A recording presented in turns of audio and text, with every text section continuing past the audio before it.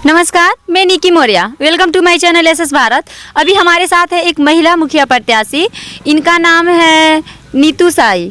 आइए इनसे मिलते हैं और जानते हैं इनका पूरा परिचय। मैम, अपना पूरा परिचय दीजिए। मेरा नाम नीतू साई है। मैं चनायन पंचायत से हूँ। और मैम, आपका ये मतलब पहले आप जीती हुई हैं ना?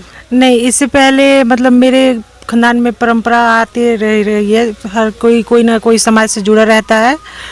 और इससे पहले मेरी सासू माँ मुखिया पद पे अभी थी। अब मैं आ रही हूँ। ओके मैम, अभी मैं इनके पति से मिलती हूँ और बाकी का जानकारी इनके पति से लेती हूँ।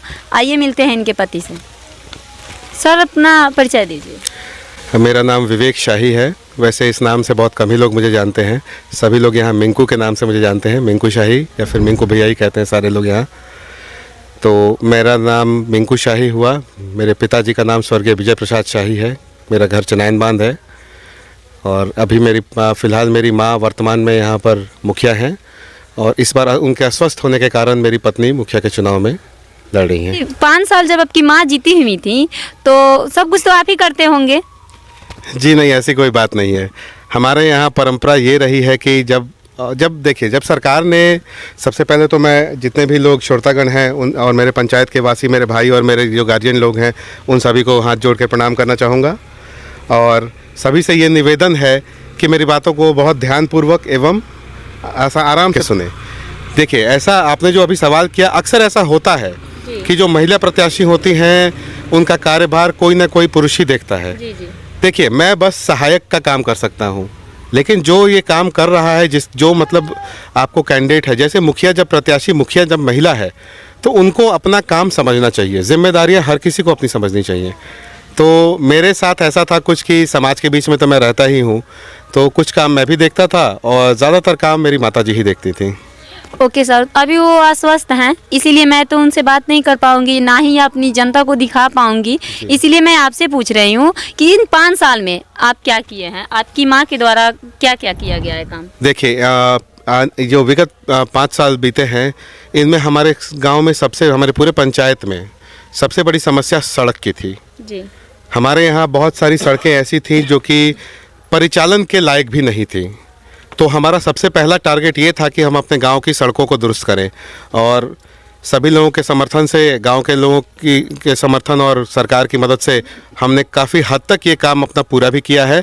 और ये तो सभी जानते हैं कि कोरोना काल की वजह से सारे कामों में जो दुविधा, मतलब जो भी अवरोध आना शुरू हो गया था, लगभग 2.5 साल तो ऐसे ही बर्बाद हो गए सभी लोगों के। तो डेवलपमेंट के काम पे भी उसका असर पड़ा है, आम जिंदगी पे लोगों का असर पड़ा, उसका खेती पे असर पड़ा। उसके बाद पिछले 2 सालों में हमने जो विनाशकारी लीला देखी है बाढ़ की जी। तो अगला जो हमारा अब वो टारगेट है वो है कि अब हमारे अपने गांव से पानी के निकासी की सुविधा को दुरुस्त करना। नाली नहीं है आपके यहाँ? नालियाँ हैं मैम, लेकिन नालियाँ आखिर जाके निकलेंगी तो कहाँ? मुद्दा ये है, हमारे पास वेस्ट मैनेजमेंट के लिए जगह नहीं है। सरकारी भूमि होने के बावजूद अतिक्रमण एवं सरकार की कुछ उदासीनता की वजह से हम उसका कोई इस्तेमाल नहीं कर पाते हैं।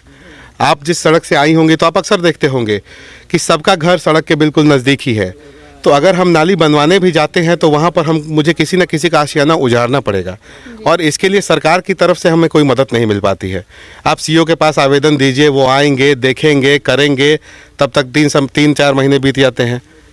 तो ये इसकी वजह से हम लोगों को काफ़ी परेशानी होती है, क्योंकि देखिए, त्रिस्तरीय पंचायती व्यवस्था एक ऐसी व्यवस्था है जिसमें हमें प्रशासन की बहुत ज़्यादा ज़रूरत है। जब तक ऑफिस हमारे साथ नहीं देता है तब तक बड़ा मुश्किल हो जाता है कोई भी डेवलपमेंट का काम करना। जहाँ तक घूस की बात है तो अगर आप ऐसे नॉर्मली बात कर सकती हैं लोगों से भी, आप चाहिए तो लोगों से बात कर लें, लेकिन अगर जहाँ तक घूस की बात है तो मेरे थ्रू कोई बात करेगा, क्योंकि उसके लिए तो सरकार ने खुद ही अपना एक पर्सनल अपॉइंट किया हुआ है जो कि ये काम देखता है। क्योंकि प्रैक्टिकली स्पीकिंग बात ये बिल्कुल सही है कि मुखिया का प्रधानमंत्री आवास योजना से कोई लेना देना नहीं है। ब्लॉक लेवल से उनका जो आपको पर्यवेक्षक हैं वो इस चीज़ को देखते हैं।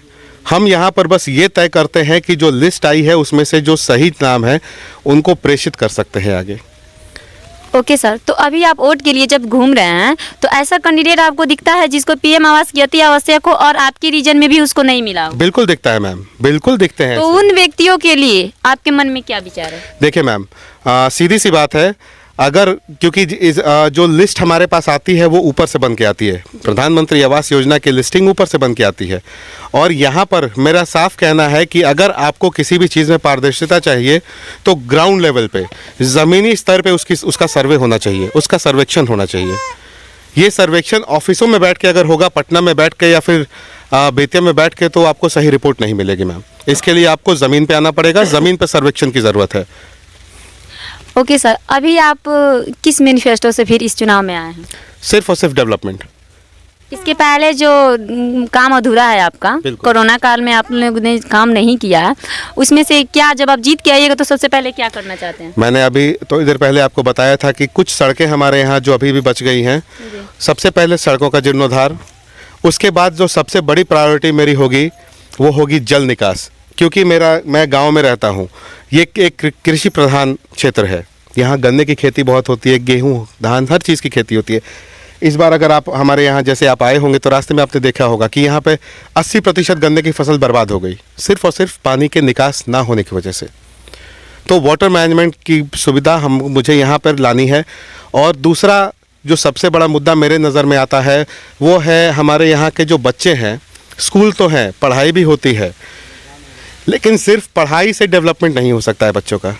खेल कूद बहुत ज़रूरी है लोगों के लिए। मैं खुद भी एक नेशनल लेवल का एथलीट रहा हूँ, इसलिए मुझे इसकी महत्वता पता है।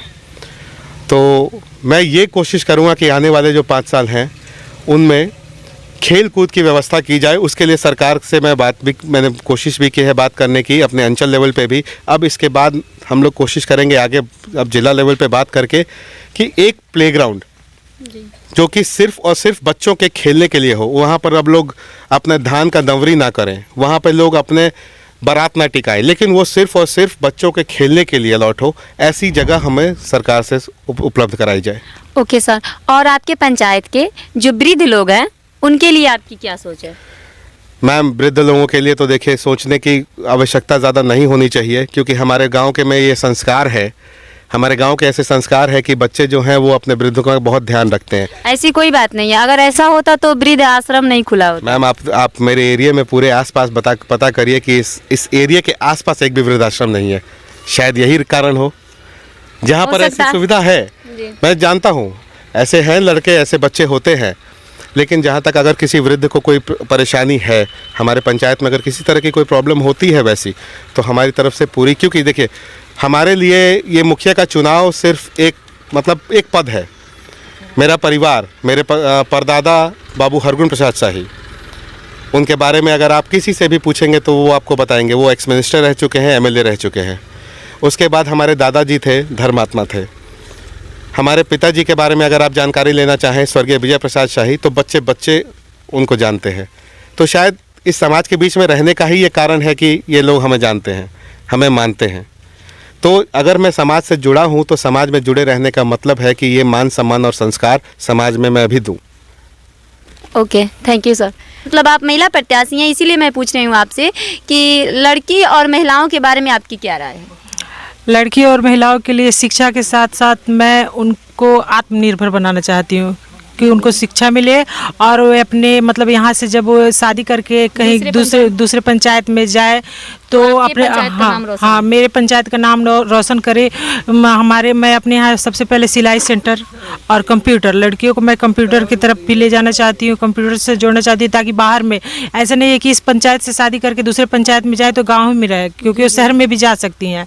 तो शहर में तो सिर्फ सिलाई तक ही नहीं, मैं चाहती हूँ कि वो कंप्यूटर पे कहीं भी कोई शॉपिंग मॉल में जाइए, जॉब करती हैं जो भी लड़कियाँ, तो कंप्यूटर पे ही आजकल सारा काम वगैरह होता है, तो उन सब चीज़ों की जानकारी प्रदान करना चाहूँगी। कि आप अभी अपने जनता को कुछ मैसेज देना चाहते हैं?